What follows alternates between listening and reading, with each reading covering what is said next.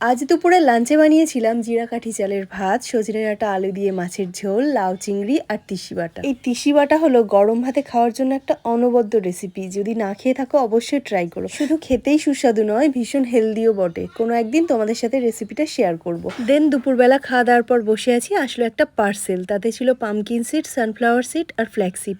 আমি এখন সিডসের প্রতি ভীষণভাবে অ্যাডিক্টেড হয়ে পড়েছি। দেন ইভিনিংয়ে বানালাম ভীষণ মজাদার একটা স্ন্যাক্স। ছেলের মুখে জ্বর, কিছুই খেতে চাইছে না তেমন, তাই ওর মুখে স্বাদ ফেরাতে বানালাম ভেজ প্যাটিস। আর দেখো বিভিন্ন রকম শেপে বানিয়েছি, কিন্তু একরকম না বানিয়ে। যেহেতু গলুর জ্বর ও শরীরটা খারাপ, বাইরে গিয়ে খেলতে পারছে না, তাই মনটাও খারাপ, তাই ভাবলাম বিভিন্ন রকম শেপে বানাই, তাতে ওর মনটা ভীষণ খুশি হয়ে যাবে। আর বাচ্চাদেরকে সবসময় একই রকম না দিয়ে একটু ডিফারেন্ট রকমের খাবার বানিয়ে দিলে কিন্তু ওদের মনটা এমনিতেই খুশি হয়ে যায়।